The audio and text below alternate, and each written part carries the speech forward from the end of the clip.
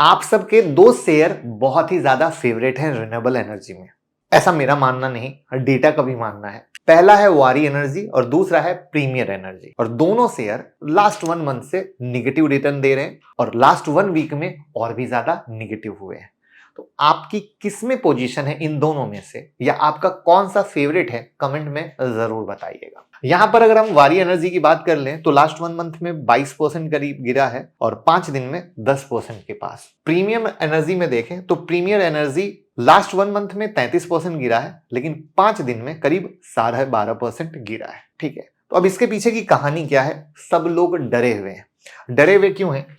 क्योंकि जब इसके चार्ट पे आते हैं तो पहले हम चार्ट को ही डिस्कस कर लेते हैं। तो ये प्रीमियर एनर्जी है, लिस्ट हुआ था, लिस्ट होने के बाद तेजी हुई और अभी गिरावट के बाद जो आईपीओ लिस्टिंग डेट का लो है मोटा मोटा वहीं आया और वहीं से बाउंस किया है। अगर वारी एनर्जी पे आए तो भैया ये जो आईपीओ लिस्ट हुआ था जहां से तेजी हुई थी उसको भी तोड़ के नीचे ट्रेड कर चुका है, यानी दोनों की बैंड बच चुकी है। मैक्सिमम लोग फंसे हुए हैं। कौन कौन फंसा है ईमानदारी से एक्सेप्ट कर लीजिएगा। तो ये फिलहाल प्राइस एक्शन के आधार पे क्या हुआ? वारी एनर्जी कमजोर हुआ और प्रीमियर एनर्जी का चार्ट क्या हुआ? जो एक मेजर मेक और ब्रेक पर खड़ा है। ठीक है, तो ये तो हो गया इसका प्राइस एक्शन। जो क्या कह रहा है मैंने क्लियर बता दिया, और ऐसा ही प्राइस एक्शन सीखना है सिर्फ 59 रुपीज में। तो 4 फरवरी को रात में 9 बजे एक बेहतरीन सेशन होने वाला है 1 आवर का, जहां पे इंट्राडे स्विंग स्ट्रेटजी देंगे। लिंक डिस्क्रिप्शन में है, ज्वाइन कर लीजिए तो आपके ईमेल और व्हाट्सएप पे लिंक आ जाएगी। तो चलिए समझते हैं कि भैया ये क्या हुआ जो शेयर गिर रहा है। यहां पर गिरावट के पीछे की जो मेन वजह है वो है ट्रंप की एनर्जी पॉलिसी, और अदर कारण है उसको हम लास्ट में एक समरी कर देंगे, बट मेन खेल है एनर्जी पॉलिसी का। और इस पॉलिसी से सिर्फ वारी और प्रीमियर का ही नुकसान नहीं है, और भी ग्रीन एनर्जी वाले शेयर बहुत ज्यादा गिरे हैं। जैसे केपीआई एनर्जी अपने ऑल टाइम हाई से 44% डाउन है, और इसी न्यू एनर्जी पॉलिसी से पूरा वर्ल्ड भी डरा हुआ है। तो अब सवाल है कि क्या है पॉलिसी, समझिएगा। देखिए 20 जनवरी को ट्रंप ने नेशनल एनर्जी इमरजेंसी डिक्लेयर कर दिया। इसका क्या मतलब है? ट्रंप का कहना है कि यूएसए को एनर्जी के लिए किसी और कंट्री पर डिपेंड नहीं होना है, बल्कि ग्लोबल डोमिनेशन करना चाहिए। इसलिए ट्रंप का statement drill baby drill viral हो रहा है। क्यों कहा ट्रंप ने ऐसा, वो थोड़ी देर में मैं आपको समझाऊंगा। पहले 2016-20 से 20 में ट्रंप के टाइम पर रिन्यूएबल एनर्जी ने सबसे ज्यादा ग्रोथ दिखाई थी। ये ट्रंप का उस समय का कहानी था। लेकिन इस बार ट्रंप बदल गए हैं और पूरा फोकस फॉसिल फ्यूल पर शिफ्ट कर दिया है, और ऐसा करने के लिए उन्होंने कुछ चेंजेस की है अपनी एनर्जी पॉलिसी में। कैसे? पेरिस क्लाइमेट एग्रीमेंट से एग्जिट ले लिया, यानी अमेरिका एग्जिट हो चुका है। फॉसिल फ्यूल प्रोडक्शन को बढ़ावा इन्होंने देना शुरू कर दिया है। जो रिन्यूएबल एनर्जी है, सोलर और विंड, उसके सपोर्ट में कमी हो गई है, यानी कमी करनी शुरू कर दी है। इन्फ्लेशन रिडक्शन एक्ट 2022 का फंडिंग इन्होंने बंद कर दिया है। और इन चारों पॉइंट का कंक्लूजन निकालें तो यह समझ में आता है कि ट्रंप फॉसिल फ्यूल पर फोकस करना चाहते हैं ताकि वो यूएसए की एनर्जी को ग्लोबली एक्सपोर्ट कर सके।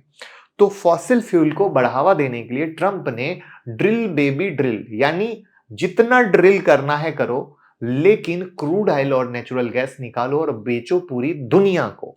आई बात समझ में? यानी रिन्यूएबल को भूलो, क्रूड ऑयल और नेचुरल गैस पे आ जाओ।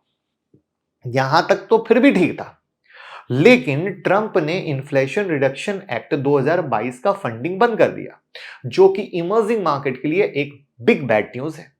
अब कहोगे आप इसका मतलब क्या है? तो अब इन्फ्लेशन रिडक्शन एक्ट का काम था क्लीन एनर्जी कंपनी को फंड प्रोवाइड कराना, जो अब ट्रंप सरकार क्या करेगी? नहीं देगी। अब ट्रंप की इस एग्रेसिव पॉलिसी से कैसे इफेक्ट पड़ेगा इंडियन प्लेयर वारी और प्रीमियर पर, उसको समझना जरूरी है। समझाने का तरीका पसंद आए तो वीडियो को लाइक करने में कोई कंजूसी मत कीजिएगा। और ऐसी न्यूज से जो आप परेशान रहते हैं ना, हम लोग टेलीग्राम पर सब डालते रहते हैं। जो आपको ऐसा दिख रहा है तो ये ब्लू टिक वाला है, आप जुड़ जाइए, लिंक डिस्क्रिप्शन में है। पिछले कुछ सालों में इंडिया का सोलर मॉड्यूल एक्सपोर्ट यूएसए में काफी बढ़ गया है। 2022 में $553 मिलियन था, 2023 में $1788 मिलियन, यानी 3x का ग्रोथ है। 2024 इंडिया का 98% सोलर मॉड्यूल एक्सपोर्ट यूएसए के लिए। लेकिन ट्रंप की पॉलिसी की वजह से अब ये मार्केट कहां आ गया? रिस्क में आ गया। और अगर ट्रंप ने सोलर इंपोर्ट पर टैरिफ लगाया तो और ज्यादा प्रॉब्लम हो सकती है। और ट्रंप की पॉलिसी से कितना इंपैक्ट पड़ेगा ये समझने के लिए आपको वारी का जियोग्राफिकल डिस्ट्रीब्यूशन समझना पड़ेगा। वारी एनर्जी क्या है? इंडिया की नंबर 1 सोलर मॉड्यूल प्रोड्यूसर और एक्सपोर्टर है। इनका डोमेस्टिक मार्केट शेयर 21% है। इंडिया का solar module export market share 44% और टोटल बिजनेस का 78% सोलर मॉड्यूल सेल से आता है। 57% रेवेन्यू एक्सपोर्ट से आता है और यूएसए इनका लार्जेस्ट मार्केट है। तो अगर यूएसए में डिमांड कम होती है तो इंपोर्ट टैरिफ लगता है, तो वारी एनर्जी को क्या होगा? नुकसान होगा, राइट। ऊपर से वारी टेक्सास में एक नया सोलर मैन्युफैक्चरिंग प्लांट ला रहा है जो फाइनेंशियल ईयर 2025 के एंड तक रेडी होगा। लेकिन अब ट्रम्प की वजह से क्या हो गया? जो ये नई पॉलिसी आई, रिस्क में आ गया। तो ये तो हो गई वारी की कहानी, आपको समझ में आ गई। अब आप कहोगे प्रीमियर एनर्जी का क्या है? तो देखिए, प्रीमियर एनर्जी इंडिया की सेकंड लार्जेस्ट सोलर मैन्युफैक्चरर है। 67% रेवेन्यू सोलर मॉड्यूल से आता है और मोस्टली डोमेस्टिक बिजनेस है। एक्सपोर्ट सिर्फ 1% का। अब कहोगे एक्सपोर्ट 1% का है, शेयर क्यों गिर रहा है? राइट, समझिएगा।